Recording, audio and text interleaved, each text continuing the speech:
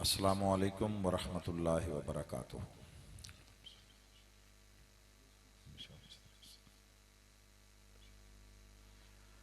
नहमदुहु व नुसल्ली व नुसल्लिमु अला सय्यदिना व मौलाना मुहम्मदिन रसूलिहिन नबिय्यिल अमीनिल करीमिर रऊफिर रहीम। अम्मा बाद फ़अऊज़ु बिल्लाहि मिनश शैतानिर रजीम। बिस्मिल्लाहिर रहमानिर रहीम। हुवल्लज़ी अरसल रसूलहु बिल हुदा व दीनिल हक़ लियुज़हिरहु अलद्दीनि कुल्लिहि। वक़ाल अल्लाहु तबारक व तआला इन्ना नहनु नज़्ज़लना ज़िक्र व इन्ना लहू लहाफ़िज़ून। सदक़ल्लाहुल अज़ीम। इंतहाई मुअज़्ज़ज़ व मुकर्रम लायक़ सत्ताज़ीम व इकराम मुहतरमुल मुक़ाम जनाब खालिद जावेद क़ादरी साहिब सरपरस्त आला तहरीक मिनहाजुल कुरान और मुहतरम जनाब चौधरी मोहम्मद असगर डोगर साहिब सदर तहरीक मिनहाजुल कुरान 120 जनूबी और यूसी 110 मेहमानान ज़ी वक़ार अमायदीन व मुअज़्ज़ज़ीन बुज़ुर्गान मोहतरम और जुमला खुशबख्त व सआदतमंद हाज़रीन व शुरकाए मजलिस, अल्लाह जल्ल मजदहू का हम पर बेपाया लुत्फ़ व करम और फ़ज़ल व एहसान है कि जिसने हमें ईमान और इस्लाम की अज़ीम नेमतें बिला इस्तेहक़ाक़ महज अपने फ़ज़ल से अता फ़रमा दी और फिर इन नेमतों की हिफाजत के लिए अज़ीम, मुफीद और मुअस्सिर निस्बतें भी अता फरमाई।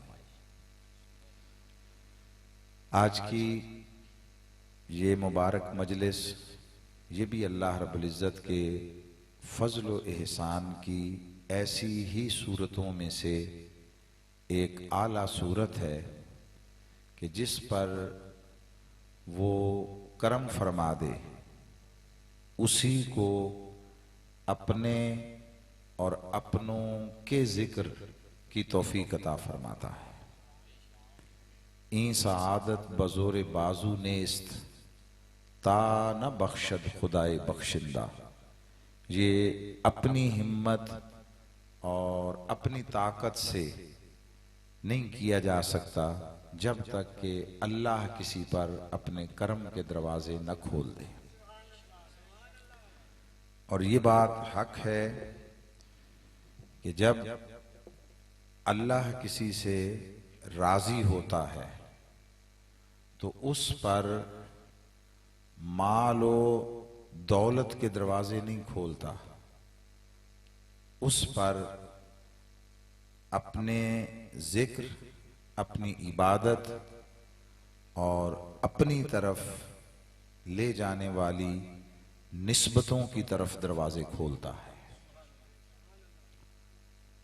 सो वो लोग खुशबख्त भी हैं और सआदतमंद भी कि जिन्हें अल्लाह रब्बुल इज़्ज़त इस तरफ रग़बत अता फरमाता है और न सिर्फ उनकी ज़ाती तबीयतों में रग़बत अता फरमाता है बल्कि उन्हें मुआशरे में दूसरी तबीयतों और मिजाजों को इस तरफ राग़िब करने और दावत के ज़रिए लोगों को इस तरफ माइल करने की हिम्मत और तौफ़ीक भी अता फरमाता है।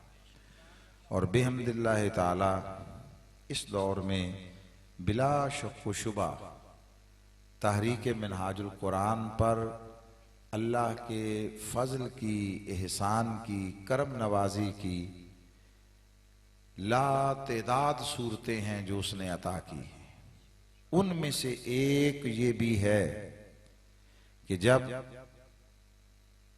दीनी निस्बतों को काट काट कर, अलग कर कर के मुख्तलिफ घरों और मुख्तलिफ मसालिक के नाम से अलग अलग लोगों में तकसीम किया जा रहा था दीन को, तो मिनहाजुल कुरान के जरिए और मिनहाजुल कुरान को एजाज अता करते हुए अल्लाह रब्बुल इज़्ज़त ने इससे ये काम लिया और ले रहा है, और हम उसकी बारगाह में अर्ज गुजार हैं कि वो ये सआदत, शरफ और फजल व एजाज हमेशा हमारे शामिल हाल रखे कि यहाँ अल्लाह ने तमाम निस्बतों को यकजा कर दिया है बिहम्दिल्लाह ताला, कि यहाँ निस्बत तौहीद भी दिखाई देती है और उसका ज़हूर नजर आता है।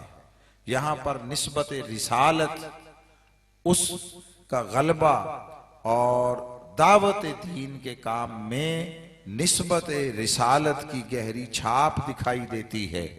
इसी तरह निस्बत अहले बैत या निस्बत सहाबा या निस्बत औलिया जो अलग अलग घरों की पहचान बन गई थी, अल्लाह रब्बुल इज़्ज़त ने मिनहाजुल कुरान के इस सेहने चमन में इन सारे फूलों को और इन सारी खुशबुओं को यकजा कर दिया है। और अहले बैत अतहार और हुजूर की आल और नस्ल ज़ुर्रियत मुबारका का तज़किरा जो किसी खास घर की तरफ मंसूब किया जाता था, मैं बिलअमूम ये बात आखिर में करता हूँ, मगर इब्तिदान आज आपके गोश गुजार कर रहा हूँ। जिस तरह दीन किसी नस्ल, किसी कबीले, किसी तबके, किसी खानदान और किसी बरादरी की इजारादारी नहीं है।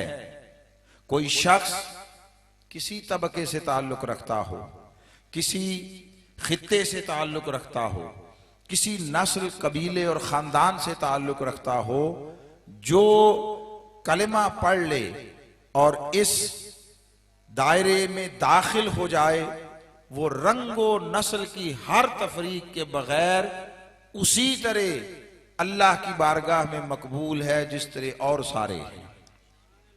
कोई तकसीम और तफरीक नहीं है।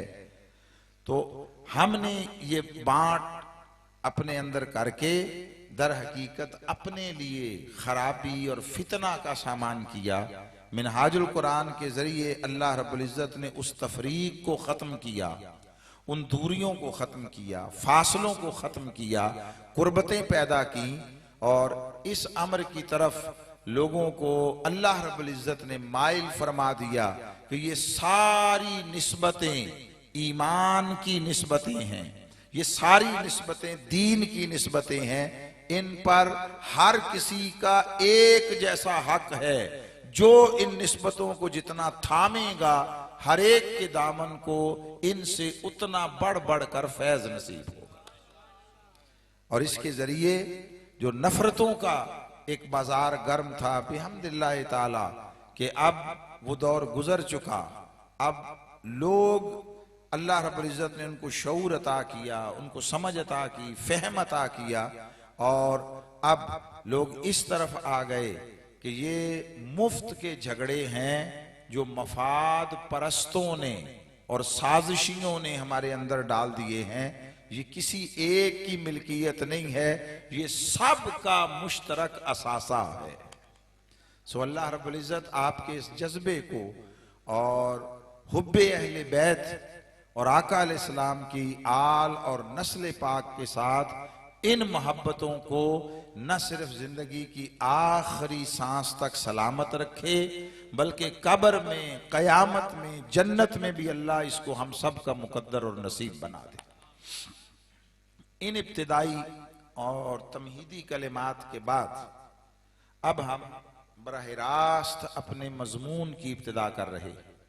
आपने एक इब्तिदाई हिस्सा है और मुमकिन है कि जो कलिमात मुक़द्दसा उन्वान गुफ्तगू के तौर पर तिलावत किए गए हैं, बास लोगों को थोड़ा ताज्जुब हुआ हो, थोड़ा सा, कि भाई इन मौके पर या इस मौके पर इन कलिमात की तिलावत नहीं होती।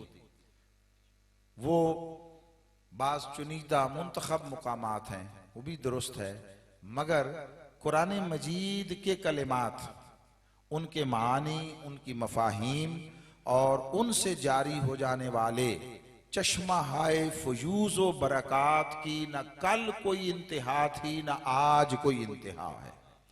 उसमें से मानी, मारिफ और मतालिब और फहम फरासत और बसीरत के चश्मे जैसे कल जारी थे वैसे आज जारी हैं और वैसे ही क़यामत तक जारी रहेंगे। दूसरी बात जो इब्तिदान अर्ज करना चाहता हूं इन कलिमात पर गुफ्तगू से पहले, वो चूंकि जो कलाम पढ़ा गया कि हुसैन सा कोई नहीं है, ये एक अलग अलग पूरा थीसिस है मेरा, मगर मैं उस तरफ जा नहीं रहा।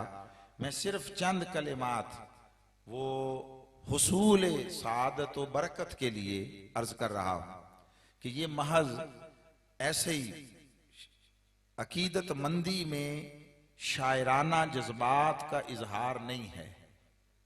हमने जितनी अल्लाह ने समझ बूझ दी, कोई इल्म के 2 हर्फ दिए, बुजुर्गों के पास बैठे सुने, कोई एक आध हर्फ पढ़ भी लिया होगा।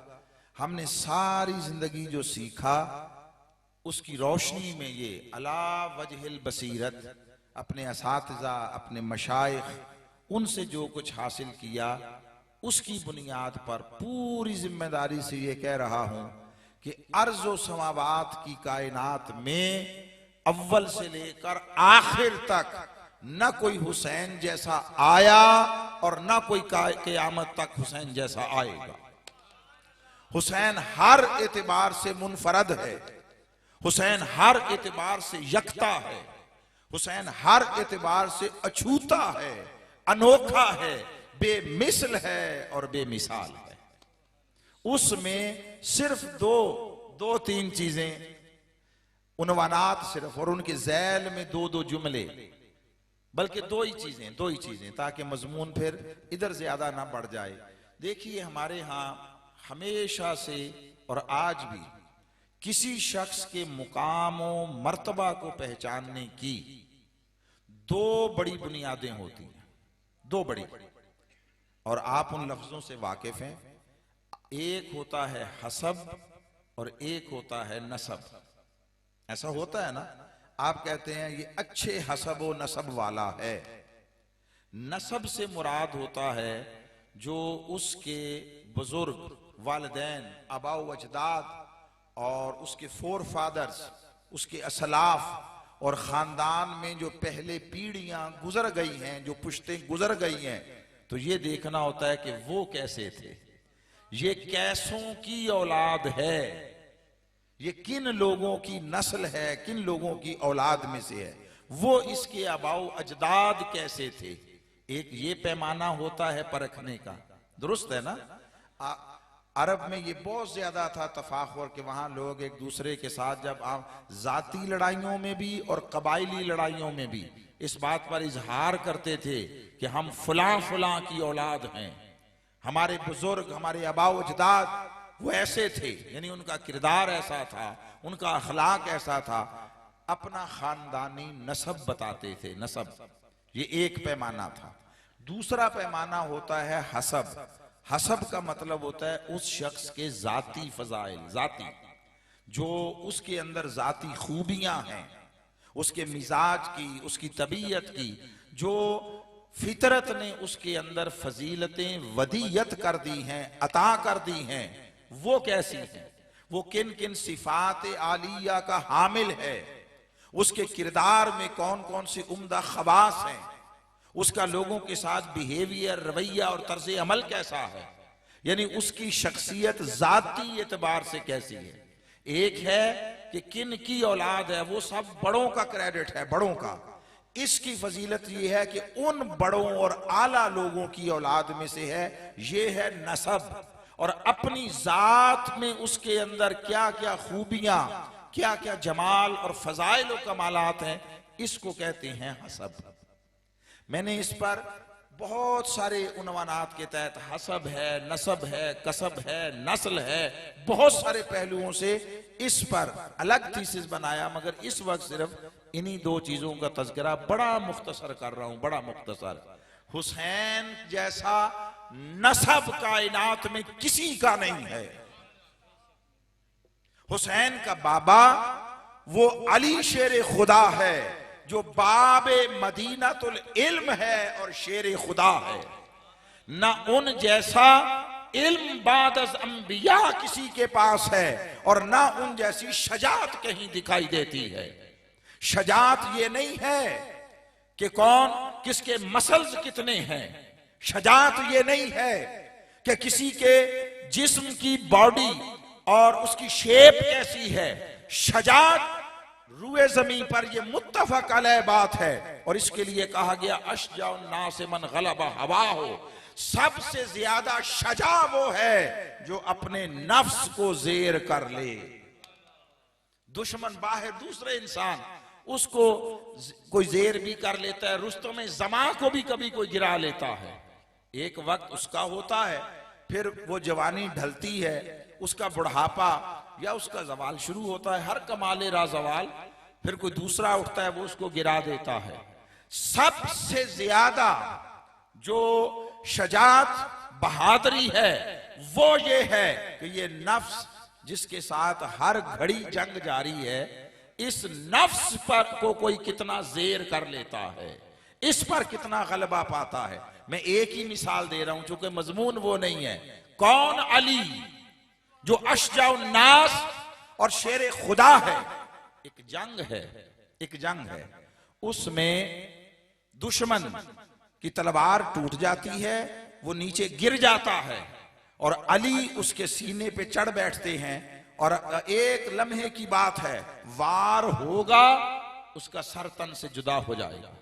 ऐन उस लम्हे वो शख्स मौला अली शेर खुदा के मुंह पे थूक देता है, थूक देता है। ईमान से कहिए हमारा मिजाज, हमारी तबीयतें क्या कहती हैं कि उसे जिसके मुंह पर थूका गया, थूकने वाला नीचे जेर पड़ा है और गैर मुसल्ला है, हथियार भी नहीं है, उसने थूका है, तो बोलिए जो सीने पर चढ़कर बैठा, और बैठा भी मारने के लिए है, कत्ल करने के लिए है, बोलिए वो उसे ज्यादा शिद्दत, ज्यादा बेदर्दी और ज्यादा अजियत से नहीं मारेगा कि इसने थूक दिया, मरते मरते भी आखिरी लम्हे मेरे चेहरे पर।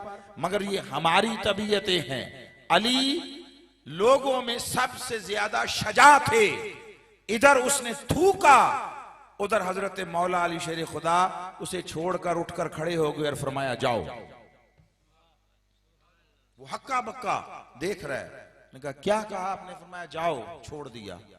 उसने कहा मैंने तो अब देखा मौत सामने है तो मैंने तो थूक दिया, और एक्सपेक्टेशन, तवक्को ये थी कि आप ज्यादा अजियत देकर मारेंगे, ये आपने मुझे छोड़ क्यों दिया, जाने क्यों दिया?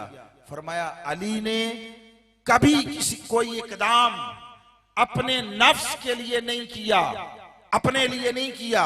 वो जो तुझे मार रहा था, कत्ल करने लगा था, वो अमरे इलाही की इताअत में था, खुदा की खुशनुदी और रिजा के लिए था।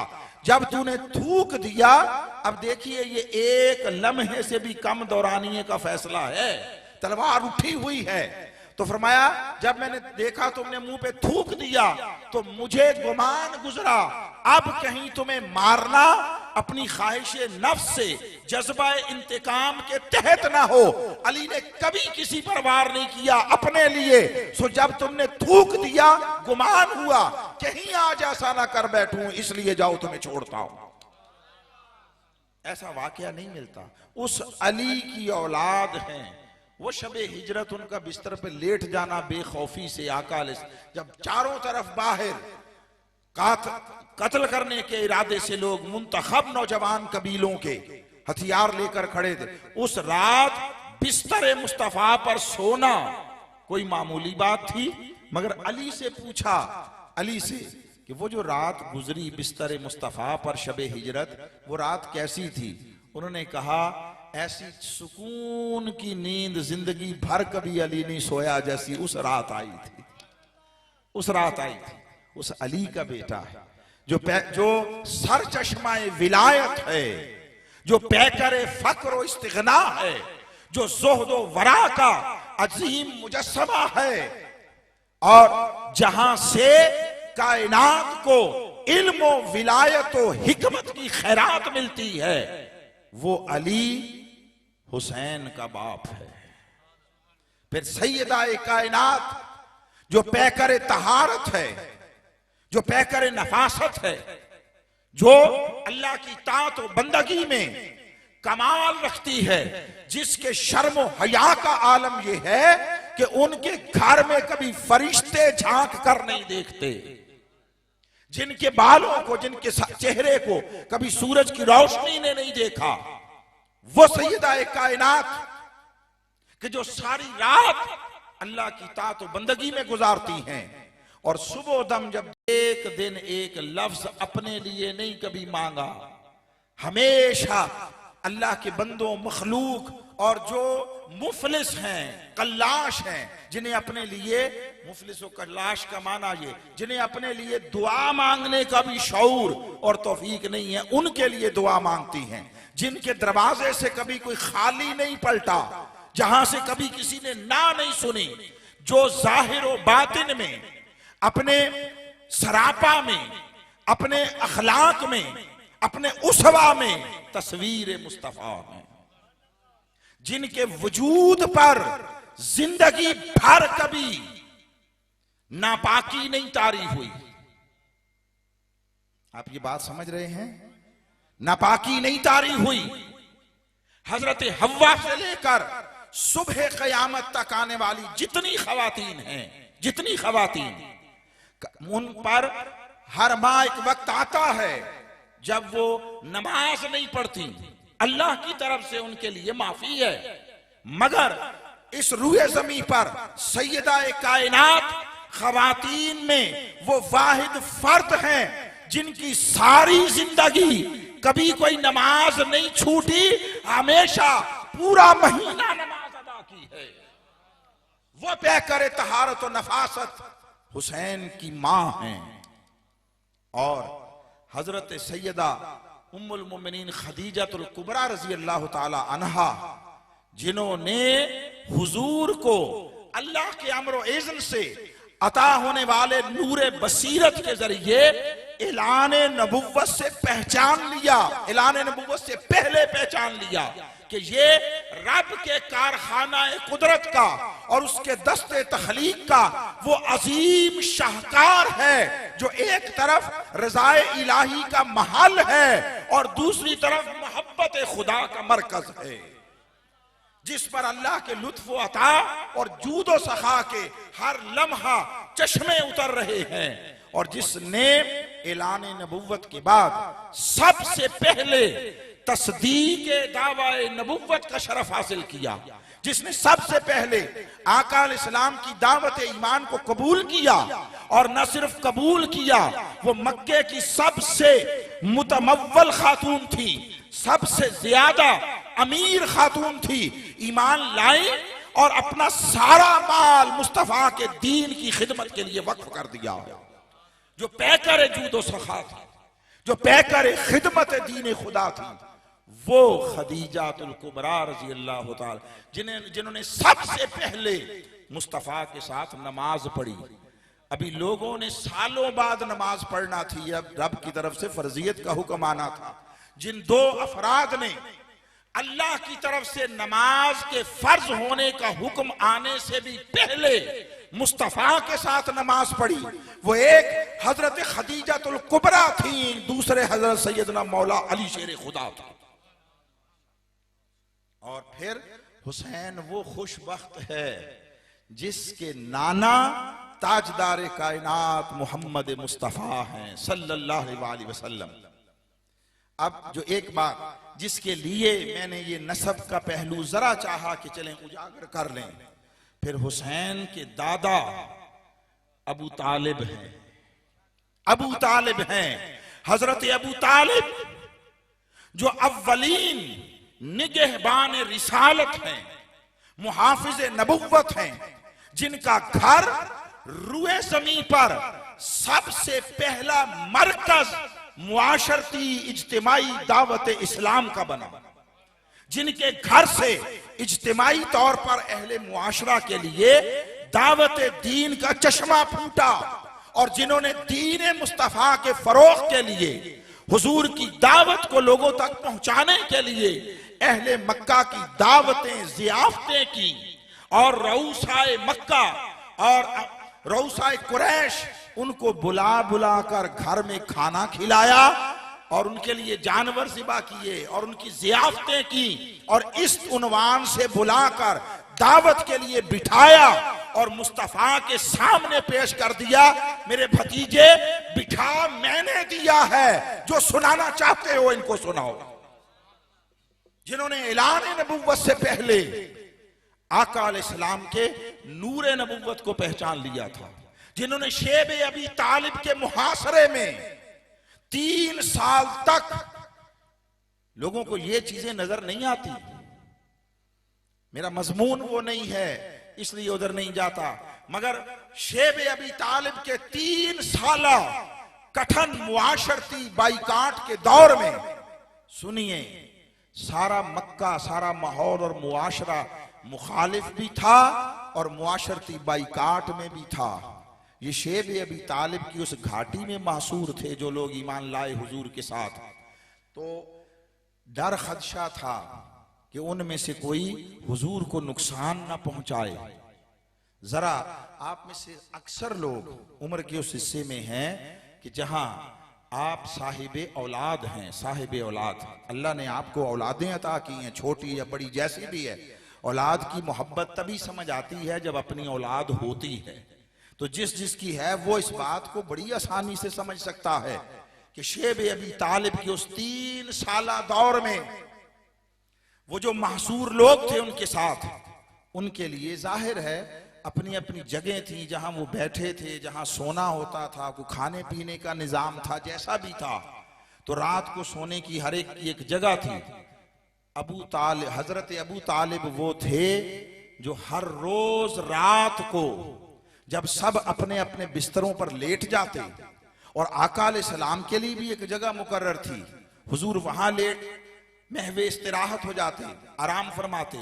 हजरत अबू तालिब तमाम शुरकाए मुहासरा उनका विजिट करते, देखते सब सो गए हैं, जब देखते सब सो चुके हैं, चुपके से आते, हुजूर को उनकी जगह से, उनके बिस्तर से उठाते, वहां पे अपने बेटे को सुलाते और हुजूर को किसी और जगह जाकर इस तरह लिटाते, वो जो 7 महसूर लोग थे उनमें से भी किसी को न पता होता कहां लिटाया है।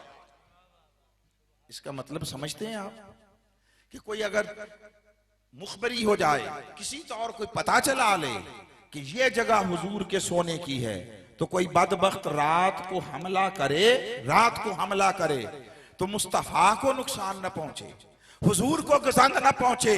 अरे जहां पर दुश्मन के जानी हमले का खतरा हो वहां पे अपने सगे बेटे को लिटाकर जिसको उठाकर ले जाते थे, समझो अबू तालिब उसके साथ अपने सगे बेटों से ज्यादा मोहब्बत भी करते थे। और अबू तालिब ने उस 3 साला दौर में हर रोज गोया मुस्तफा पर अपने बेटे कुर्बान किए। वो पे करे इस्तिकामत, वो पे करे कुर्बानी, वो पे करे ईसार। अबू तालिब हजरत इमाम हुसैन के दादा है, जो सीसा पिलाई हुई दीवार बने रहे अहले मुआशरा कुरैश और अहले मक्का के सामने। और जब तक वो थे उन बदबख्तों को हिम्मत नहीं होती थी कि हुजूर के लिए की तरफ या हुजूर के खिलाफ कोई ऐसा बड़ा अमली इकदाम करें। इसलिए जिस साल वो चले गए और साथ ही हजरत खदीजा चली गई, तो आका अलैहिस्सलाम ने उसको आमुल हुज़्न यानी गम का साल करार दिया, गम का साल। भाई फौतगियां कोई 2 दिनों में ही हुई होंगी ना, एक दिन हजरत अबू तालिब की वफात का होगा, एक दिन हजरत खदीजा की वफात का होगा, तो 365, चलो अरबी के साल कर लो, कमरी साल कर लो, 360 दिनों में से 350 दिनों में ये 2 दिन वफात के थे। आका ने पूरे साल को गम का साल करार दिया। तो कोई ऐसी बात तो थी ना।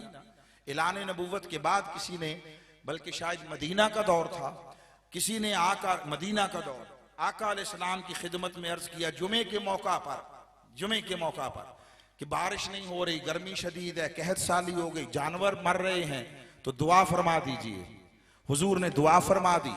वो कहते हैं अभी मस्जिद से बाहर ना निकले थे कि बारिश शुरू हो गई, भीगते हुए सारे घरों को गए, और फिर इतनी बारिश हुई कि पूरा हफ्ता होती रही। तो अगले जुमे को वही शख्स या कोई और शख्स उठा, उसने कहा अब इतनी बारिश हो रही है कि सब कुछ कहीं ऐसा ना हो रुड़ जाए, बह जाए पानी में, तो ऐसा कीजिए, दुआ कीजिए कि इर्द गिर्द पहाड़ियों पर, चरागाहों पर, वादियों पर बरसे, हमारे ऊपर ना बरसे, शहर पर ना बरसे। तो आका अलैहिस्सलाम मुस्कुराए, नहीं होती तब भी बेचैनी है, हो जाए तब भी परेशानी है, मगर आका अलैहिस्सलाम ने अपनी अंगुश्ते मुबारक उठाई और दायरे में घुमाई और बादलों से मुखातिब होकर फरमाया हवा अलैना वला अलैना, बादलों इर्द गिर्द बरसो, हमारे ऊपर न बरसो। मुस्तफा की अंगुश्ते रिसालत का इशारा होना था। इस तरह बादल कट गए।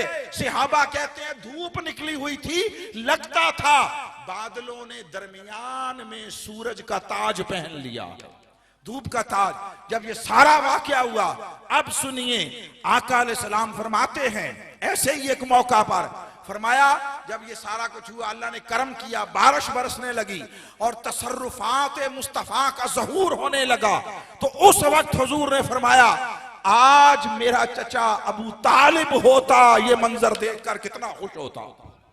अरे ऐलान नबुव्वत के बाद अपने मौजज़े और तसर्रुफात और कमालात के ज़हूर पर पैकर नबुव्वत, पैकर खत्म रिसालत किसी काफिर को याद करेगा,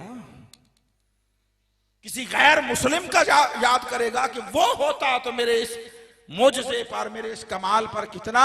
वो अबू तालिब जिसको मुस्तफा ऐलान नबुव्वत के बाद अपने मौजज़ात और तसर्रुफात के ज़हूर पर याद करते हैं नाम ले लेकर, वो होते तो कितने खुश होते। वो अबू तालिब हजरत सैयदना इमाम हुसैन के दादा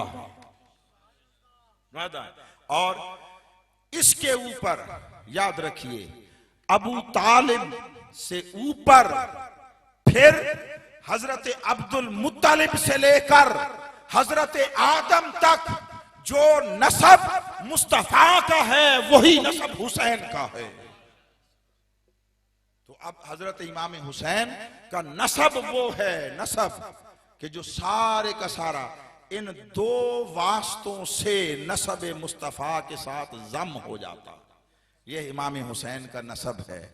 और हसब का आलम यह है जाती फजाइल का, जाती कमालात का, कि आका अलैहिस्सलाम ने फरमाया लोगों ये मेरी दुनिया के जन्नत के 2 फूल हैं, हसन और हुसैन, और आखिरत में ये तमाम नौजवानान मिल्लत के सरदार होंगे और जन्नत में कोई नहीं जाएगा बुढ़ापे, ज़ोफ और कमजोरी के हाल में।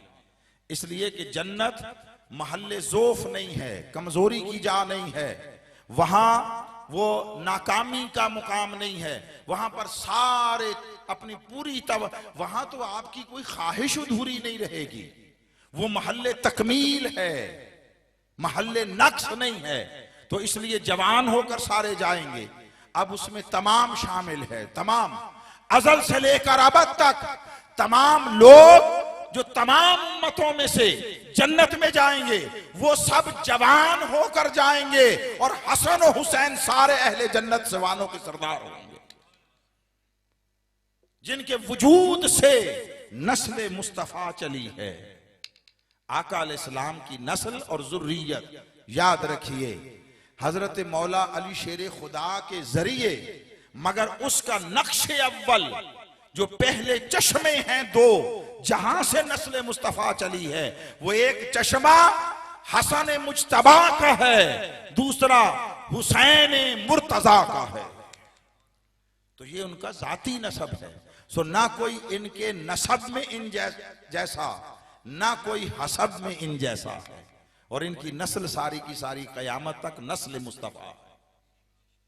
इसलिए ये बात शायराना खाली अकीदतमंदी का इजहार नहीं है, ये दीनी शरई एतबार से ऐने हक है कि हुसैन जैसा कोई नहीं है, कोई नहीं। फिर अब एक इसी से हम अपने उस मजमून का जो तिलावत करदा कलिमात है उनकी रोशनी में आगाज कर लेते हैं कि अल्लाह रब्बुल इज्जत ने इरशाद फरमाया, हुवल्लज़ी अरसला रसूलहू बिल हुदा व दीनिल हक लियुज़हिरहू अलद्दीन कुल्लिह। अल्लाह ने हिदायत देकर और दीन हक देकर अपने महबूब को, इस पैकर रिसालत को इसलिए भेजा ताकि वो इस हिदायत पर मबनी दीन हक को सारे बातिल और खुद साख्ता इंसानी निजामों पर गालिब कर दे। ये एक मकसद है पूरे कुरान में अलहम से वन्नास तक। बाकी हुजूर की शानें हैं, बाकी हुजूर के फजाइल हैं, कमालात हैं, अल्लाह की इनायात का बयान है, हुजूर अलैहिस्सलातु वस्सलाम को अता होने वाले मोजज़ात व कमालात का बयान है, खूबियों का बयान है, औसाफ का बयान है। मकसद बेसत नबुव्वत फकत एक है, और वो है कि इस दीन मुस्तफवी को तमाम बातिल, खुद साख्ता, आरजी, फानी, झूठे निजामों पर गालिब कर दिया जाए। ये गलबा दीन हक, ये बेसत मुस्तफा का मकसद है। और इसी मकसद के लिए तमाम अंबिया, याद रखिए, आदम से ईसा तक भी इसीलिए आए थे। हर नबी जो आता वो लोगों तक दीन की दावत पहुंचाता जितना अल्लाह का अमर होता। अक्ल इंसानी के मुताबिक अल्लाह जितना मैसेज भेजता वो पहुंचा देता। अंबिया मुअल्लिम होते हैं, जितना जितना उनके जिम्मे था हर क्लास के एतबार से अल्लाह उतारता गया। उस जमाने का नबी और रसूल उम्मत और इंसानियत को बताता और पढ़ाता चला गया। अक्ल इंसानी शऊर की मंजिलें तय करने लगी, बुलूगत की तरफ जाने लगी और उसमें वुस्अत आने लगी।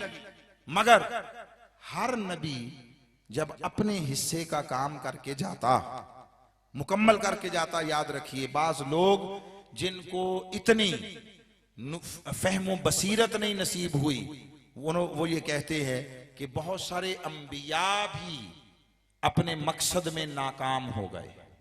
ऐसा नहीं है, उनको शऊर नहीं है कि किस नबी को किस मकसद के साथ भेजा गया था।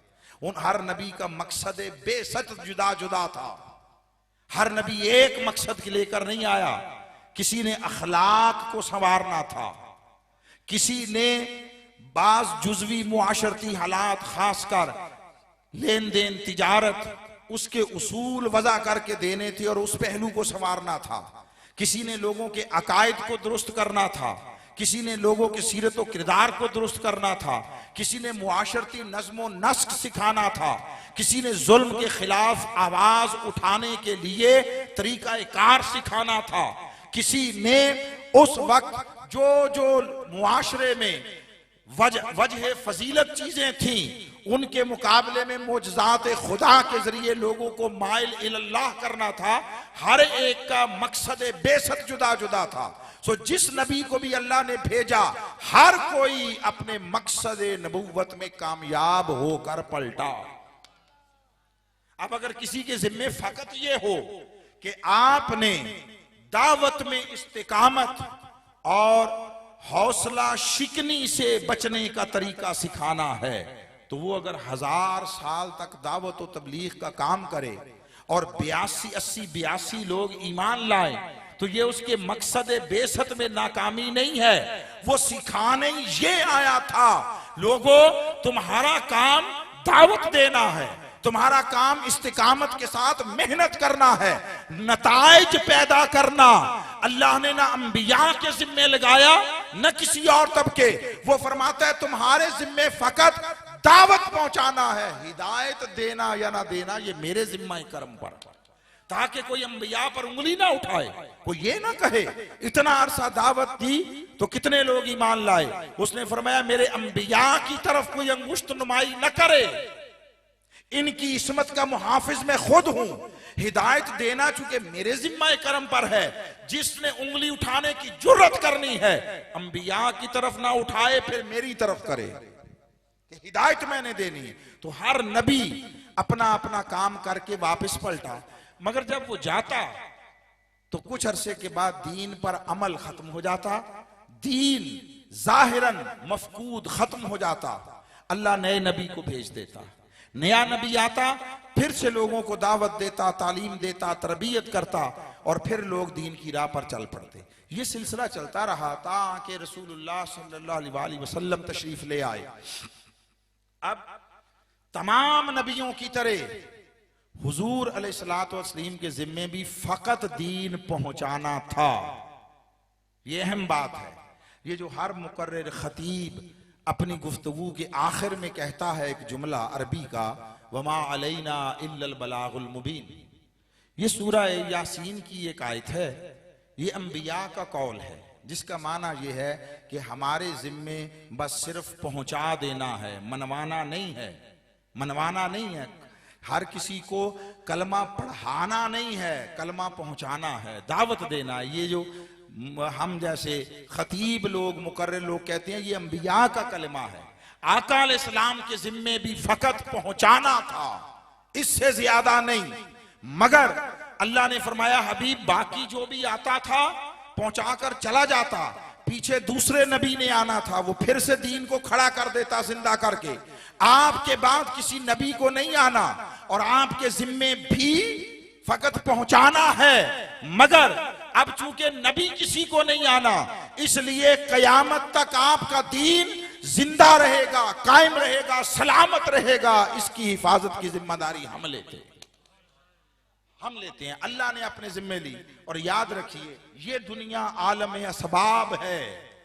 अल्लाह अपनी कुदरतों और अपने इरादों को पाया तकमील तक पहुंचाता है, मगर पहुंचाता असबाब के साथ मुंसलिक करके। ये आलम अमर नहीं है, ये आलम शहादत और नासूत है, ये आलम असबाब है। सबब के साथ जोड़कर नतीजा पैदा करता है। सादा बात करता हूं, सादा, आपको समझ आ जाएगी इंशाल्लाह। हर एक को, छोटा बड़ा, पढ़ा लिखा या गैर पढ़ा लिखा, बोलिए औलाद कौन अता करता है? अल्लाह। इसमें कोई शक तो नहीं है ना? दूसरी कोई राय नहीं। जरिए जो भी बने, मगर औलाद कौन अता देता है? अल्लाह देता है। अब ये उसका अमर है, जिसको चाहे दे दे, जितनी चाहे दे दे। मगर उसने असबाब की दुनिया में एक निजाम बनाया है। वो निजाम क्या है कि निकाह के जरिए ज़ौजैन का ताल्लुक, ये जरिया है, ये सबब है। तब औलाद अता करता है जब ये मामला तकमील तक पहुंच जाए। अब कोई शख्स अगर निकाह शादी न करे, उसका ताल्लुक ना हो कायम, जो जरूरी है, और वो सुबह शाम अल्लाह की बारगाह में सजदे में गिर कर दुआएं करे, तस्बीह करे, इल्तिजाएं करे, वजीफे करे, पीरों के पास जाए, दम दरूद कराए, तावीज ले, दुनिया भर के डॉक्टर्स हुकामा के पास जाए, इलाज मुआवजा करवाए, टीके लगवाए, गोलियां खाए, कैप्सूल खाए, ड्रिप लगवाए। जो वो काम था वो ताल्लुक का, जो अल्लाह ने फितरी तौर पर लाजमी किया था, वो नहीं है। बाकी सारे जमाने की रूहानी इलाज भी करवा ले और मादी तिब्बी एतबार से भी करवा ले, बोलिए औलाद होगी? वो हमारे यहाँ ऐसे ही एक मिसाल के तौर पर, अल्लाह जाने वाकया सच्चा है या ऐसे ही हिकायत है, मगर हमने सुनी कि कोई बुजुर्ग थे पीर साहब, उनको पर अल्लाह का करम था और वो जिसको भी तावीज देते अल्लाह औलाद अता कर देता। मगर देते वो साल में एक ही बार, उर्स या किसी खास मौका पर, 27वीं रात को देते होंगे रमजान की, जो भी उनका मुकर्रर करदा दिन था। तो कोई शख्स गया, उसने कहा हुजूर दुआ फरमाएं को मेरे लिए अल्लाह औलाद अता कर दे। उन्होंने उठाया, तावीज दे दिया, जो रूटीन में देते थे वो चला गया। अगला साल आया, वो फिर आया, हुजूर दुआ करें कोई औलाद हो जाए, औलाद नहीं है। उन्होंने देखा थोड़ा ताज्जुब से, फिर दे दिया। अभी अमर तो अल्लाह का है ना, पीर हो या हम मानने वाले हैं अहले सुन्नत, मगर सीधी सी बात है अंबिया अल्लाह के हुक्म के पाबंद हैं, अंबिया रसूल पाबंद हैं। तो उन्होंने कहा मुमकिन है अल्लाह रब्बुल इज्जत ने कि बारगाह में अभी मंजूरी नहीं, उन्होंने दूसरा तावीज दे दिया। वो तीसरे साल फिर आया, कहा हुजूर दुआ करें औलाद हो जाए, अल्लाह ने औलाद नहीं। उसने कहा बेटे शादी को कितना अरसा हुआ? उसने कहा शादी नहीं हुई। उन्होंने जूती उठा ली, दफा हो बेगैरत आदमी, जो काम पहले करना तेरे जिम्मे है वो कर, तो फिर उधर से दरवाजा खुलता। अब बात समझे, ये दुनिया आलम असबाब है, इसमें अल्लाह अपनी कुदरतों अपने इरादों को असबाब के जरिए पाया है, तकमील तक पहुंचाता है। अब उसने हिफाजत दीन की जिम्मेदारी ली, तो मौला इस दुनिया में असबाब की सतह पर उसका कोई इंतजाम भी किया। उसने फरमाया हाँ किया, और ऐसा किया कि जो क़यामत तक के लिए नतीजा खेज भी होगा और कायम रहेगा। मौला क्या? उसने फरमाया पहले लोगों के अंबिया के दीन जो देकर भेजता था इसलिए मिट जाते थे कि अंबिया पहुंचाने वाले थे, पीछे कोई बचाने वाला नहीं होता था। मुस्तफा को खातिमुल अंबिया वल मुरसलीन बनाकर भेजा। मुस्तफा भी हैं दीन पहुंचाने वाले, मगर मुस्तफा का दीन इसलिए कायम रहेगा, कोई मिटा नहीं सकेगा कि मुस्तफा को दीन पहुंचाने वाला बनाकर भेज रहा हूं, और इस दीन की कयामत तक हिफाजत के लिए पीछे हुसैन को दीन बचाने वाला बनाकर भेज रहा हूं।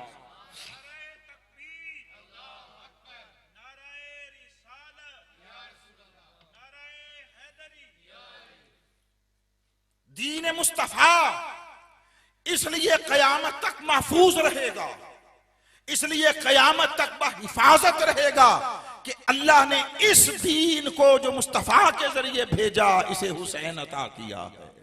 हुसैन हिफाजत दीन की अलामत है, हुसैन हिफाजत दीन का सबब है, उलूही इंतजाम है। वाक़या करबला एक इत्तेफाकी वाक़या या तारीखी हादसा नहीं है, इसके पीछे अल्लाह की हिकमत बालिगा कार फरमा है। सो विलादत के दिन से, पैदाइश के दिन से, मुस्तफा की जुबान रिसालत से हुसैन की शहादत की खबर भी दी गई, हुसैन की शहादत की तफसीलात भी बताई गई।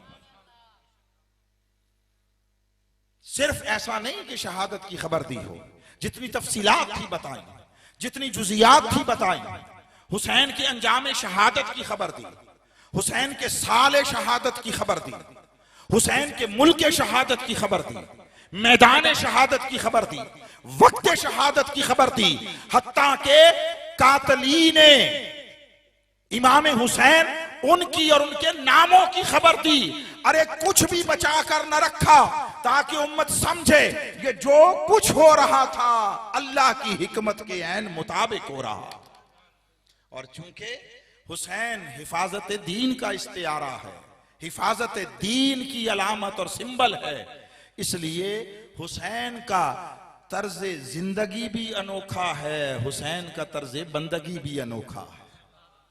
हुसैन पर आका की शफकतों का हाल ये है कि आका वो दहन मुबारक जिसके लुआब का एक कतरा खारी पानी के कुओं को मीठा कर दे, एक कतरा लुआब वो निकली हुई और बाहर गिरी हुई आंख को लगाकर रख दिया जाए, वो आंख जुड़ भी जाए, उसकी बीनाई भी बहाल हो, और वक्त गुजरने के बाद दूसरी आंख की बीनाई उम्र के तकाजों के मुताबिक कम होती जाए, जिसको लुआब मुस्तफा मिला उसकी बीनाई मरते दम तक बुढ़ापे में भी कायम रहे। वो लुआब मुस्तफा जिसका एक कतरा सांप के कांटे पर लगा दिया जाए उसका जहर बेअसर हो जाए, वो लुआब दहन जिसका एक कतरा खाने पीने सालन में आटे में डाल दिया जाए तो दर्जनों लोग दो आदमियों का खाना खाकर पेट भरकर उठ जाएं, खाना जू का तू रहे। वो लुआब दहन जो अपनी तासीर में इतना बाबरकत है, वो लुआब दहन जो अपने असर में इतना नतीजा खेज है कि वो जाहिर को भी बदले, बातिन को भी बदले, उस लुआब दहन का कतरा नहीं, आका ने जुबान की शक्ल में पूरा चश्मा हुसैन के मुंह में डाला है, हुसैन को सैराब किया है, हुसैन की बातिन को अपने बातिन के साथ हम रंग और हम आहंग किया है आका अलैहिस्सलाम। और ये बात बड़ी अजीब लगी जब हमने पहली मर्तबा पढ़ी सुनी कि एक दिन आका अलैहिस्सलाम हुसैन के बचपन में उनको अपने साथ खिला रहे थे, दिलजोई कर रहे थे, दिल परचा रहे थे।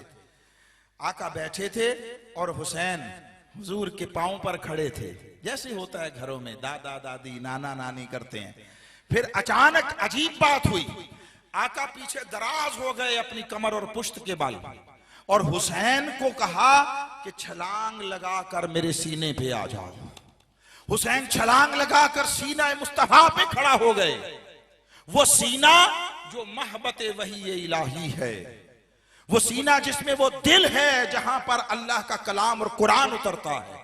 महल्ले नुज़ूल कुरान और महल्ले वही इलाही दिमाग नहीं है, दिल है, दिल है। कुरान कल्बे मुस्तफा पर उतरता था, कल्बे मुस्तफा पर। वो कल्ब, वो दिल जिस सीने में था, उस सीने के ऊपर हुसैन खड़ा था। उनका मन चाहा। फिर जब हुसैन ने ज़बान मुस्तफा को छोड़ा तो आका अलैहिस्सलाम ने अजीब जुमला इरशाद फरमाया, फरमाया हुसैन अब अपनी ज़बान निकालो और मेरे मुंह में डाल दो। और हुसैन ने अपनी ज़बान मुस्तफा के मुंह में डाली, मुस्तफा ने ज़ुबान हुसैन को चूसा। ये महज प्यार का इजहार नहीं था। हमें जो लगता यह है कि जिस लुआब दहन का एक कतरा खारी पानी के कुओं को मीठा कर दे, वो पूरी ज़बान हुसैन के मुंह में डाली थी। मुस्तफा तकना चाहते थे, ये पूरा चश्मा वजूद हुसैन में उंडेल दिया है। अब हुसैन का जिस्म हो या हुसैन का बातिन और दिल मेरे मुझसे अलग तो नहीं रहा।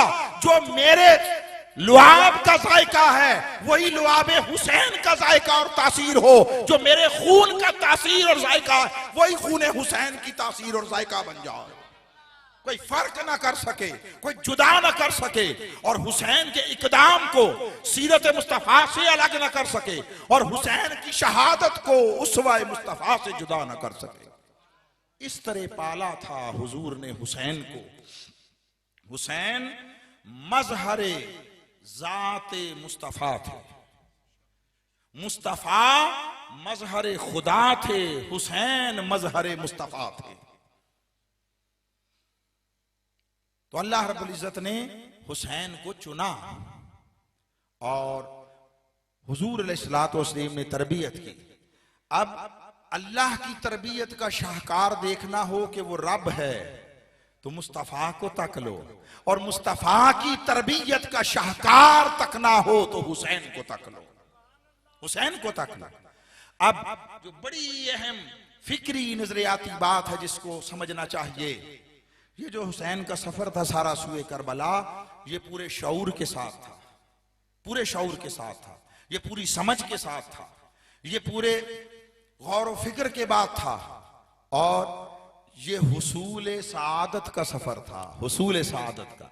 ये हालात हुसैन को धकेल कर नहीं ले जा रहे थे।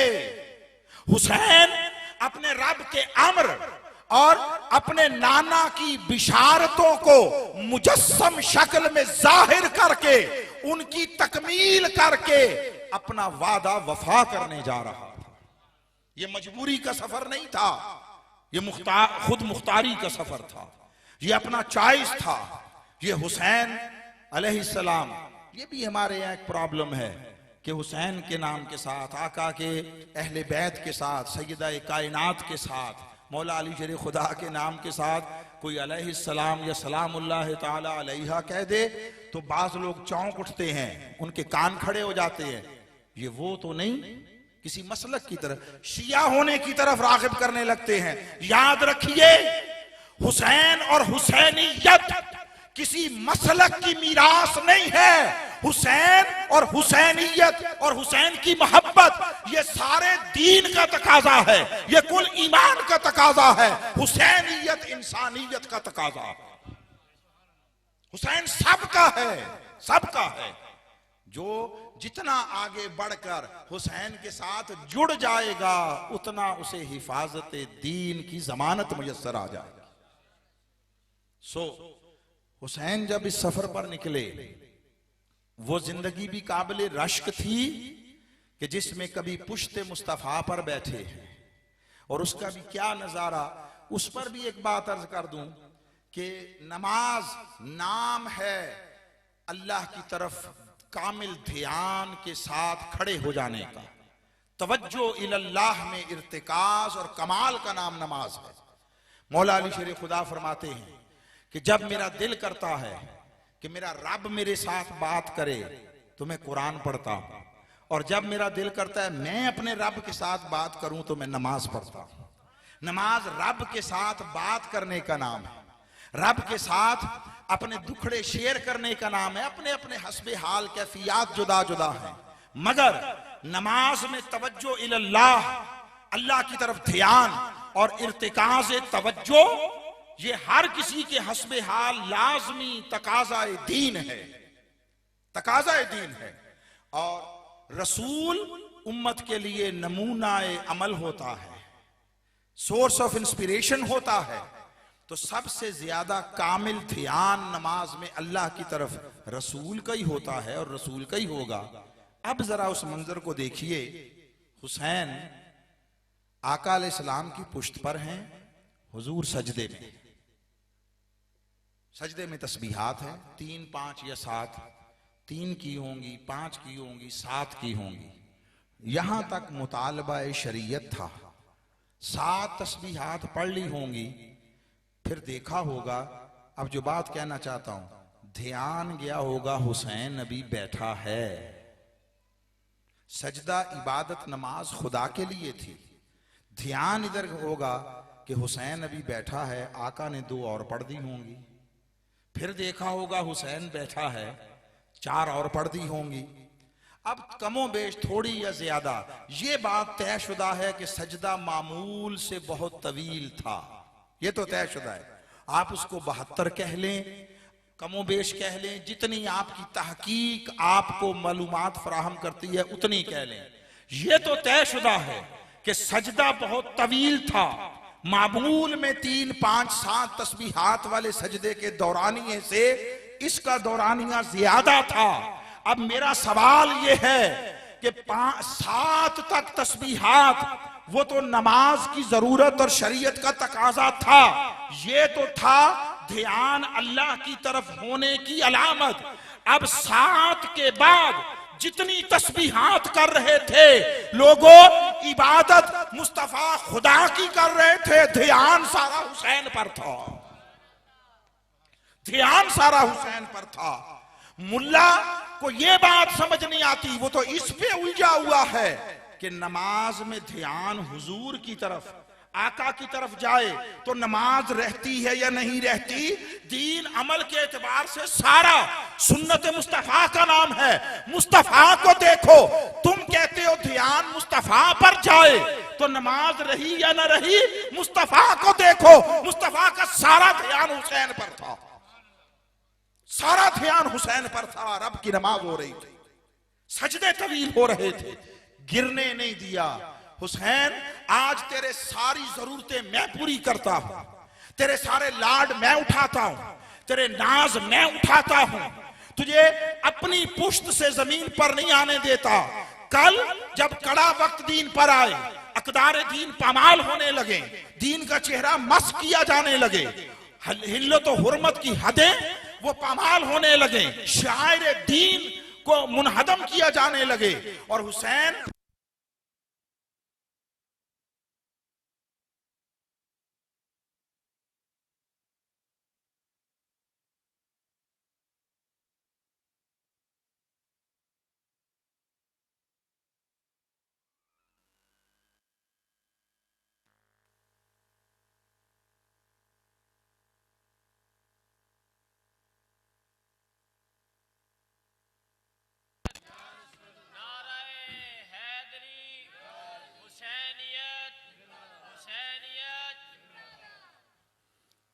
ये हालात घेर घार के हुसैन को उधर नहीं लेकर गए थे। हुसैन कशां कशां अपने मशहद, अपने जाए शहादत और अपने मक्तल की तरफ जा रहा था, इसलिए कि वहां जाकर वो कुछ होना था जिससे हिकमत इलाही को पाया तकमील तक पहुंचना था, तरबियत मुस्तफा उसका भरम रहना था और मनसब व मर्तबाए हुसैन को आश्कार होना था। अब हुसैन का तर्ज बंदगी समझ लें और इस पर हम इख्तिताम आखिर में कर देंगे पैगाम देकर, जो आपने उन्वान रखा उसके हवाले से। हुसैन ये सफर रिज़ाए इलाही के लिए कर रहा था, अल्लाह की मंशा के मुताबिक कर रहा था। हुसैन ने हमें तर्ज बंदगी भी सिखाई है। तर्ज बंदगी, उसने कहा लोगों, जब दीन पुकारे तो उसे हर शय से मुकद्दम जानना, हर शय से मुकद्दम। हमने दीन बना दिया है सवाब का नाम, हमने दीन रख छोड़ा है गिनतियों और शुमार का नाम, अल्लाह से हिसाब किताब, तौबा तौबा। वो पीर नसीर साहब ने कहा है क्या कि दानों में घुमाओ ज्यादा, ये तस्बीह, दानों में घुमाओ ज्यादा, कम जुम्बिश लब हिलते नहीं है, दाने चलते जा रहे हैं। मौलवी हो या पीर हो, यही हाल है। दानों में घुमाओ ज्यादा, कम जुम्बिश लब, अल्लाह से भी हिसाब किताब, तौबा तौबा। और किसी ने कहा, ज्यादा आसान फहम है इसलिए साथ जोड़ रहा हूं, कि तस्बीह के दानों से अबस काम लिया, तस्बीह के अबस यानी फजूल, तस्बीह के दानों से अबस काम लिया, यूं मुफ्त का जाहिदों ने इल्जाम लिया। तेरा नाम तो वो था जो बेगिनती लेते, क्या लुत्फ जो गिन गिन के तेरा नाम लिया। हम हिसाब किताब शुमार गिनतियों से बाहर नहीं निकलते, रब के साथ सुबह शाम सौदेबाजियां होती हैं, ये कर लो इतना अजर, ये कर लो इतना सवाब। दौरे गुलामी में परवान चढ़ने वाला ये खुद साख्ता नजरिया सवाब, जिसने उम्मत के आजाद ज़हनी सलाहियतों को मफलूज करके रख दिया है, तख्लीकी कुव्वतों को जिसने मौत की भीड़ चढ़ा दिया है। ना ये इस्लाम का तसव्वुर जिंदगी है, ना इस्लाम का तसव्वुर बंदगी। इस्लाम का तसव्वुर बंदगी वो है जो हुसैन ने सिखाया। क्या 50,000 गुना अज्र का हामिल मुकाम मस्जिद नबवी, वो है हुसैन ले जा रहा है। 50,000 गुना अज्र को छोड़कर जा रहा है। बाजों ने कहा कि शायद वो 1,00,000 गुना अज्र काबे में था, उधर जा रहा है।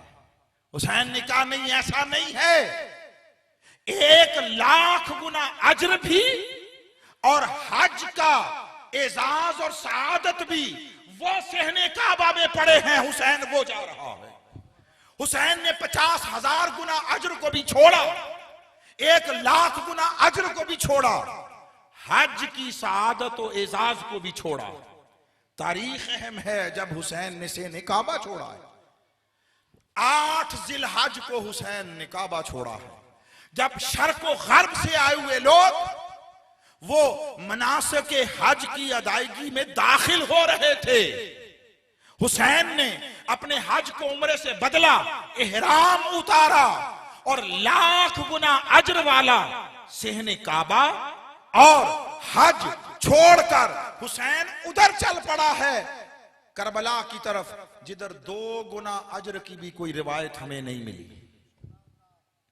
2 गुना अज्र की भी किसी को पता हो हमें बताए, मैं अपना मुवक्कफ बदल लूंगा। मुझे 2 गुना अज्र की भी कोई रिवायत करबला के लिए नहीं मिली, ना कुरान में ना हदीस और सुन्नत में। हुसैन ने बताया, लोगों जब वो पुकारे हिसाब किताब न किया करो, तुम उसके बुलावे पर चल पड़ो, तुम काबे छोड़ दो, जहां जाओगे तुम्हारे कदमों से करबला की सूरत में सहने काबा से ज्यादा उसकी रजा के चश्मे फूटेंगे, उसकी रजा के चश्मे। जो ये सौदा हम सौदेबाजियां करते हैं, आशिक सौदेबाजियां नहीं करते, एक ही बार सौदा कर लेते हैं, सौदा कर लेते हैं एक ही बार। और जो रब के साथ यूं एक बार सौदा करता है, फिर सुनिए रब उसका बदला क्या अता करता है। मैं बदले की बात, अजर की बात करने लगा हूं। वो ये हमारी नमाजें, हमारी इबादतें, हमारे सजदे मुकाम से निस्बत पाते हैं। बोलिए किससे? ऊंचा बोलिए। मुकाम, मुकाम जगह। मिसाल देता हूं, समझ आ जाएगी आसानी से। आप घर में एक नमाज पढ़ें, घर में कोई सवाब तो होता है ना नमाज का। आप अगली नमाज जाके मस्जिद में पढ़ लें, मुकाम बदल लें, सवाब बराबर रहेगा? बोलिए। जो घर में नमाज पढ़ी उसका और जो मस्जिद में नमाज पढ़ी, बोलिए सवाब बराबर रहेगा? नहीं, बदल जाएगा ना। मुकाम नमाज आपने वही पढ़ी है, उतनी रकतें, उतनी कलिमात, उतनी मुशक्कत, वही अरकान, मगर मुकाम बदला तो आपकी इबादत की फजीलत, अजर बदल गया। ठीक, मुख्तसर बड़ा करता हूं। आपने अपने इलाके, मोहल्ले, शहर की मस्जिद में नमाज पढ़ी, कोई सवाब तो है ना। अगली नमाज आपने मस्जिद अक़सा में पढ़ी, बोलिए सवाब बराबर रहेगा? अज़रुए हदीस अर्ज कर रहा हूं, आका अलैहिस्सलाम के फरामीन आलिया की रोशनी में। आपने दुनिया के किसी खित्ते में किसी मस्जिद में नमाज पढ़ी हो, मगर अगली नमाज जाके मस्जिद अक़सा में पढ़ी, तो सवाब बराबर नहीं है, अजर बदल गया।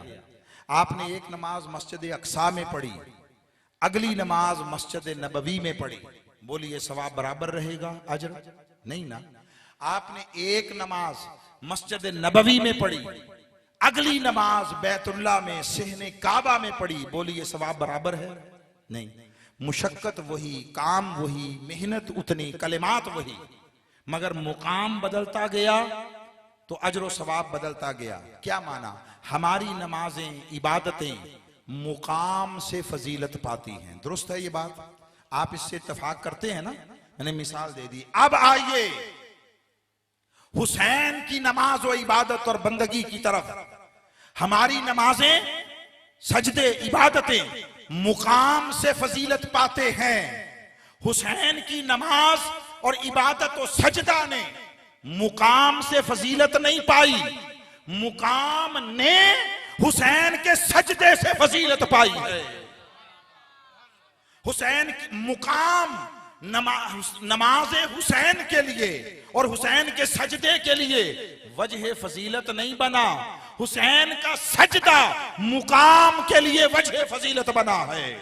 करबला को हुसैन के सजदे और मार्के से पहले कोई जानता ना था। करबला तारीख की तारीकियों में गुम थी, ना कोई फजीलत थी, ना इसकी कोई पहचान थी, जब तक हुसैन ने इसे अपने कदमों से आबाद न किया था। यह हुसैन का एक सजदा था जिसने सरजमीन करबला को रश के सहने हरम बना दिया। यह हुसैन का एक सजदा है जिसने रेगज़ारे करबला को रश के अर्शे मुअल्ला बना दिया है। यह हुसैन का सजदा था जिसने करबला को अहले ईमान की अकीदतों, मोहब्बतों का कयामत तक मरकज व महल बना दिया। तो हुसैन अल्लाह की रजा का, अल्लाह की अता का नुमाइंदा था। इसलिए फिर उसके जो अल्लाह के साथ हिसाब किताब न करे, अल्लाह उसके लिए भी हिसाब किताब नहीं रखता, हिसाब किताब नहीं रखता। एक आयत है कुरान मजीद की, इस हवाले से मेरी बड़ी पसंदीदा तरीन मुकामात में से है। आसान सूरह बकरा में आयत नंबर 153 है। फरमाया या अय्युहल्लज़ीना आमनुस्तईनू बिस्सब्र वस्सलाह, ईमान वालो सब्र और नमाज के जरिए अल्लाह की मदद मांगो। दो चीजें, दो काम करो, इन दो कामों के जरिए अल्लाह की मदद तलब करो। ठीक, जब काम करने को दो कहा, जो कर ले तो फिर उसका अजर भी दोनों के लिए होगा ना, दोनों चीजों के लिए। मगर अल्लाह ने कुरान में अजीब उसलूब अपनाया। फरमाया ऐ ईमान वालो, सब्र और नमाज दो चीजों के जरिए अल्लाह से मदद तलब करो। अब आगे सिला आ रहा है, सिला, इन्नल्लाह मा साबिरीन, अल्लाह सब्र करने वालों के साथ। तो जरूरी था ना, हमारी अकल ये कहती है कि जब सब्र और सलात दो काम करने को कहा तो अजर के लिए भी दोनों का तज़किरा होता, इन्नल्लाह मा साबिरीन वल मुसल्लीन, कि अल्लाह सब्र करने वालों और नमाज पढ़ने वालों के साथ है। मगर जब सिला बयान किया तो अल्लाह ने मा साबिरीन पर बात रोक दी, मुसल्लीन की बात नहीं की, सलात की बात नहीं की। क्यों? तफसील का वक्त नहीं है। उसने फरमाया लोगों इसलिए कि हर सब्र करने वाला सलात वाला होगा, मगर जरूरी नहीं कि हर सलात वाला सब्र वाला भी हो। जहां सब्र होगा वहां सलात होगी, ये जरूरी नहीं कि जहां सलात हो वहां सब्र भी हो। अब इस रोशनी में जरा करबला का मंजर तकिए। आमने सामने हैं दोनों फरीक, इधर हुसैन और उसका काफिला है, उधर लश्कर यजीद है, आमने सामने है। कुछ चीजें दोनों तरफ मुश्तरक हैं। अजानें दोनों तरफ हैं, अजानें दोनों तरफ हैं, नमाजें दोनों तरफ हैं, तिलावत दोनों तरफ है। अब ये अमल जो दोनों तरफ है, मगर ये तय है एक तरफ हक है एक तरफ बातिल है, तो पैमाना कैसे होगा हक को बातिल को परखने का? अजानें नहीं पैमाना बनेगी, नमाजें मयार नहीं बनेगी, तिलावत और सजदों के तराजू पर सौदा हक को बातिल का तोला न जा सकेगा। कोई ऐसी शय होनी चाहिए जो मुश्तरक न हो, एक तरफ पाई जाए एक तरफ न पाई जाए। अब पूरी दुनिया में घूम लो, हम मसलकों वसलकों के तो चक्कर में नहीं पड़ते। ये धंधा उन्हीं को मुबारक जिन्होंने इसे पेट पूजा का जरिया बनाया हुआ है। हमारे नजदीक ये मसलक वसलक कुछ नहीं है। पूरी दुनिया में घूम लो, किसी दीन और मजहब के मानने वाले किसी फर्द को ले आओ, वो यहूदी हो, ईसाई हो, सिख हो, हिंदू हो, बुद्ध मत हो, मजूसी हो, किसी दीन से ताल्लुक रखने वाला, रुए जमीन पर किसी नस्ल और इलाके से ताल्लुक रखने वाला एक फर्द लाओ। एक दो शर्तें हैं कि वो अक्ल वाला हो और अदल वाला हो, साहिब अक्ल हो और साहिब अदल हो। अदल, ये दो शर्तें हैं। इन दो शर्तों का, इन दो सिफतों का हामिल रुए जमीन पर किसी दीन और मजहब से ताल्लुक रखने वाला एक फर्द लाओ, एक जो ये कह सके कि जिस तरह अजाने दोनों तरफ, नमाजें दोनों तरफ, सजदा और तलावत दोनों तरफ था, इसी तरह सब्र भी दोनों तरफ था। वो एक शख्स लाओ जो कहे लश्कर यजीद भी सब्र का हामिल था। अल्लाह ने इसलिए सब्र पर बात रोक दी, फरमाया खुदा सब्र करने वालों के साथ नमाजें सजदे तलावतें देखकर मुगालतों में, शक व शुबहात में, रैब व तशकीक में मुब्तला न हो जाना, ये मेयार और पैमाना नहीं है। देखना हो खुदा किधर है, नमाजें सजदे ना देखना, देखना सब्र किधर है। हर साहिब अक्ल व अदल गवाही देगा सब्र सिर्फ हुसैन की तरफ था। अब कुरान की आयत का मकसूद व मंशा अपने ख्याल में पेश करूं। अल्लाह ने ऐलान कर दिया, लोगों करबला के दिन भी खुदा हुसैन के साथ था, आज भी हुसैन के साथ है, कयामत तक और कयामत के बाद भी खुदा हुसैन के साथ हो। हुसैन ने जिस जुर्रत का इजहार किया, जुल्म के निजाम के ताबूत में जिस तरह कील ठोंकी है और जुल्म और यजीदियत को जिस तरह उरिया किया है और उसका चेहरा बेनकाब करके जिस तरह दिखाया है, उस पर नमाजों का नकाब न कल काम आया था न कयामत तक काम आएगा। नमाजें पढ़नी सौखी हैं। वुजू किया मौसम के मुताबिक गर्म सर्द पानी से, घर में या मस्जिद में पंखा लगा लिया, हीटर लगा लिया, 2-4 रकतें पढ़ ली, ये बड़ा सौखा है। सब्र करना बड़ा औखा है। इस्लाम की इब्तिदा भी सब्र से हुई और बुनियाद सब्र पर रखी गई। ऐलान नबुव्वत के बाद 10 साल तक उसने नमाज समेत किसी रुकने दीन की फर्जियत नहीं उतारी थी, फर्ज नहीं किया था। लोग कलमा पढ़ लेते, नमाज नहीं पढ़नी होती थी, मोमिन हो जाते, और मोमिन भी आला दर्जे के सिहाबी हो जाते। नमाजें नहीं थी, मगर इधर कलमा पढ़ते, उधर जिस भट्टी में उन्हें डाल दिया जाता वो भट्टी सब्र की भट्टी थी। सब्र कितना मुश्किल है जानना चाहो, हम क्या जाने। मुसलमानों के घर में पैदा हो गए, कानों में अजान दी गई, सोचने बोलने समझने के लायक हुए, बता दिया गया तो मुसलमान हो। इस्लाम हमारा चॉइस नहीं है, इस्लाम हमारा इंतखाब नहीं है, इस्लाम शऊर के साथ हमने इख्तियार नहीं किया, हमने इस्लाम की कदर और मंजिलत को जाना नहीं, इसके लिए कीमत नहीं कोई पे की है, इसके लिए मुशक्कतों की किसी फट्टी से नहीं गुजरे। इस्लाम कबूल करना और सब्र की राह पर चलना कैसा होता है जानना चाहो तो पूछो बिलाल हबशी से, पूछो सुहैब रूमी से, पूछो हजरत यासिर से, पूछिए हजरत सुमैया से कि जब जिंदा वजूद को पांव से दोनों तरफ ऊंटों से बांधकर चीरा जा रहा हो और मुतालबा हो कि छोड़ती हो मोहम्मद का दीन या नहीं, और उस वक्त भी वो कायम रहे, और जब वजूद को, जिंदा वजूद को चीरा जाए तो फिजा खून के कतरों से नहीं गोश्त के लोथड़ों से रंगीन हो जाए, और फिर भी जुबान पर उफ ना आए और अल्लाह के दीन पर कोई साबित कदम रहे, इसको सब्र कहते हैं। ये जो आले यासिर से सब्र शुरू हुआ था, ये करबला में अपने कमाल और इंतहा को पहुंचा था। इसलिए खुदा हुसैन के साथ था, खुदा हुसैन के साथ है, खुदा हुसैन के साथ रहेगा। और आखिरी मरहले में जो बात अर्ज करके पैगाम देकर, और ये पैगाम करबला है असर हाजिर के हवाले से, और इससे पहले मैं जितने लोग बैठे हैं, किसी का ताल्लुक किसी मसलक से हो, मकतबा फिक्र से हो, तुम्हारे मसलक, तुम्हारे मकातब फिक्र तुम्हें मुबारक हो। मिनहाजुल कुरान महदूद और तंग बात करने का आदी नहीं है।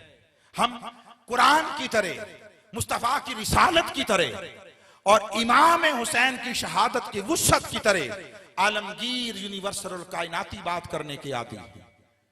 और वो क्या है? वो ये है, लोगों, मुहर्रम के दिन आते हैं, हम कुछ दिन, एक मखसूस वक्त हम उसका तज़किरा कर लेते हैं, और तज़किरे में मजलूमियत का पहलू कुल्लियतन गालिब होता है।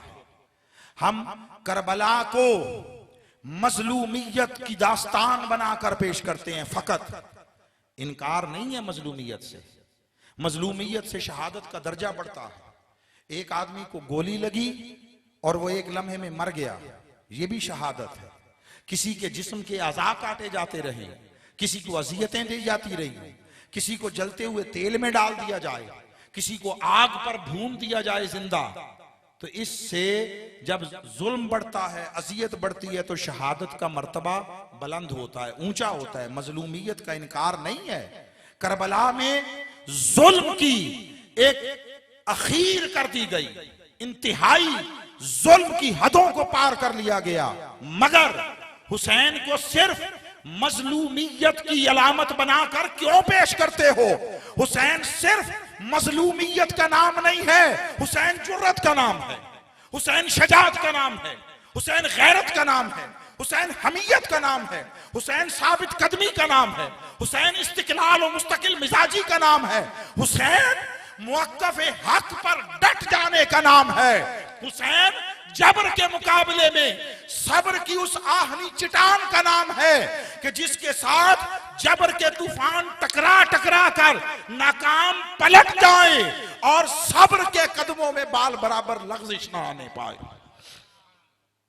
खुदा के लिए अपनी औलादों को, अपने बच्चों को, अपनी नस्लों को सिर्फ मजलूमियत हुसैन न पढ़ाओ, इन्हें शजात हुसैन सिखाओ। हुसैन अली का वारिस था, शेर खुदा का वारिस था, हुसैन मुस्तफा का वारिस था, हुसैन दीन मुस्तफा का वारिस था और है। हुसैन जुल्म के मुकाबले में डट जाने का नाम है।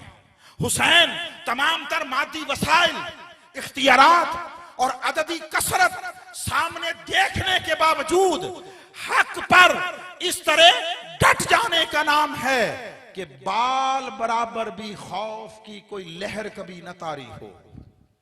हुसैन का कारनामा यह है कि दीन मुस्तफा को जब शैतानी हमले हुए और वो पिछले नबियों के दीन की तरह मिटाने के आखिरी मरहले की साजिशों में था, हुसैन उठकर खड़ा हुआ। शैतान ने यजीद बनकर दीन मुस्तफा की बुनियाद पर हमला करना चाहा। वो मुआशरती निजाम था।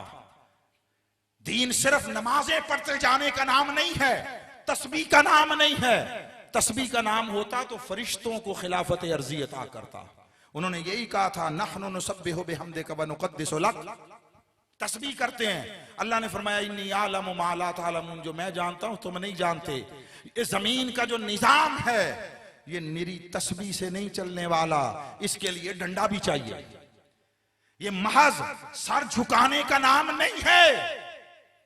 दीन मुस्तफा अपना सरे बंदा उसकी बारगाह में झुकाने और अकड़ी हुई मुतकब्बिर कारूनियत, फिरौनियत, हामानियत, शद्दादियत और यजीदियत की हामिल गर्दनों को पकड़कर खुदा की बारगाह में झुका देने का नाम है। हर खौफ से बेनियाजी का नाम हुसैन है। हर खौफ से बेनियाजी। अपने बच्चों को हुसैन पढ़ाइए, अपने बच्चों को, नस्लों को हुसैन सिखाइए, अपने बच्चों को राह हुसैन पर चलाइए। क्या माना?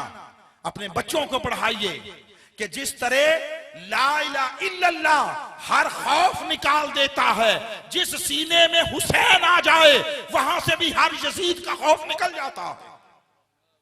अलमिया ये है, उस दौर के यजीद पर लानत करते हैं, अपने दौर के यजीदों के साथ मुफाहमत करते हैं। यजीदियत नाम है पूरे निजाम को जकड़कर इंसानी हुकूक को सल्ब करने का, शायर दीन को पामाल करने का, दीन की हदों को मुनहदम करने का। इसका नाम यजीदियत है। तो अपने दौर, अपने निजाम में जुल्म, उसके खिलाफ आवाज ना उठाना और मुफाहमत व मसलहत की राह पर चलना। हमारे घरों में एक मकूला आम कहा जाता है, खासकर बड़े बूढ़े बुजुर्ग, वो अपनी औलादों को सिखाते हैं, बेटे यूं जिंदगी गुजारनी चाहिए कि सांप भी मर जाए और बोलिए लाठी भी ना टूटे। सिखाते हैं। ये हमारे दौर का नजरिया मसलहत व मुफाहमत है। ये हुसैन का तरीका नहीं है। हुसैन ने अपने उसवा शबीरी के जरिए जो तर्ज अमल दिया वो ये था, लोगों यजीद और यजीदियत का सर कुचला जाना चाहिए, वजूद की लाठी रहे या ना रहे, अपना वजूद रहे या ना रहे।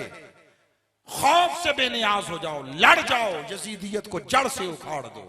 इसलिए किसी ने कहा, हुसैन तू नहीं रहा, तेरा घर नहीं रहा, मगर तेरे बाद जालिम का डर नहीं रहा। उसने कमजोर मजलूमों के दिल जहन से जालिम का डर निकाल दिया है।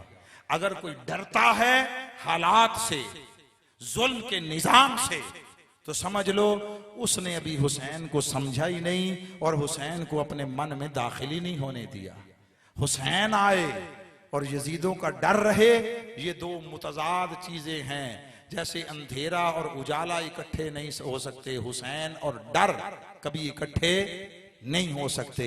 इसलिए फिक्रे हुसैनी को फरोग दीजिए, जुल्म के खिलाफ आवाज उठाइए, जबर तशद्दुद वहशत बर्बरियत उसके खिलाफ आवाज उठाइए, हकूक इंसानी की तलफी के खिलाफ आवाज उठाइए, एक दूसरे के जुल्म साथ होने वाली ज्यादती पर आवाज उठाइए। और करबला हर घड़ी आबाद है, याद रखिए, हर घड़ी। इकबाल ने भी कहा था, इकबाल ने, कि काफिला हिजाज में एक हुसैन भी नहीं। आज से 70-80 साल पहले कह गए, काफिला हिजाज में एक हुसैन भी नहीं। गर्चे हैं ताबदार अभी गैसुए दजला व फुरात, फुरात का किनारा किसी हुसैन का मुंतजिर है, मगर हुसैन का नाम लेने वाले वो हैं कि बस मुफाहमत, मसलहत और आफियत की राह पर और रुखसत की राह पर गामजन है। हुसैन का नाम सब लेते हैं, सब लेते हैं, इसलिए कि हुसैन सबका है। हुसैन की राह पर चलना बड़ा मुश्किल है। हमने करबला को सिर्फ गमे हुसैन की अलामत बना दिया है, जुर्रत हुसैन की अलामत नहीं बनाया। गमे हुसैन ये भी याद रख लें, ये भी मैं इस अमर की भी वजाहत कर दूं। गमे हुसैन ईमान का तकाजा है। हुसैन के गम में रोना, आंसू बहाना सुन्नत मुस्तफा है। जो ये कहता है कि हमें ताज्जुब है आप 1400 साल के बाद हुसैन के गम में क्यों रोते हो, मैं उन्हें कहता हूं हमें ताज्जुब है कि करबला की वो दास्तान जुल्म पढ़ सुनकर भी तुम आंसू नहीं बहाते। तुम्हारा ईमान कैसा है, तुम्हारा ईमान कैसा है? तुम्हें ताज्जुब है कि हम रोते क्यों हैं, हमें ताज्जुब है तुम रोते क्यों नहीं हो। तुम्हारा कोई होता इस तरह मरा तो मैं देखता कि तुम सारी जिंदगी कभी आंसू पूंछ पाते। गमे हुसैन में रोना ये तकाजा ईमान है, ये तकाजा ईमान है, ये सुन्नियत है, ये शीयत है, ये शरीयत है, ये दीन है, ये इस्लाम है, ये इंसानियत है। जिसको ये मुयस्सर नहीं वो इन तमाम तर एहसासात से आरी कोई तबीयत और शख्स है जिसको अल्लाह ने महरूम करके संग दिल बना दिया। वाक़या करबला के बाद शहादत हुसैन पर तो जमीन के पत्थर रोए, आसमान खून बहाया था, खून बहाया था। और आखिरी जुमला कहते हो चलो गम हुआ, गम का मौका है, या यूं कह लें एक दास्तान हुई, मगर ये 1400 साल गुजर गए, हर साल ही गम मनाते हो। एक जुमला कहना चाहता हूं, एक जुमला, करबला को तो हुए हैं अभी 1400 साल, नुज़ूल कुरान को तो हो गए लाखों करोड़ों साल। उस नुज़ूल कुरान की बात कर रहा हूं जो इल्म इलाही से वो लौहे महफूज पर उतरा था। इन्ना अंज़लनाहु फी लैलतिल क़द्र, वो जो लैलतुल क़द्र में उतरा था इल्म इलाही से लौहे महफूज पर, उसको तो जमाने बीत गए। वो जब हर साल रमजान आता है तो ये जश्न नुज़ूल कुरान क्यों मनाते हैं? क्या हर साल कुरान उतरता है? बोलिए, कोई नया कुरान हर साल आता है?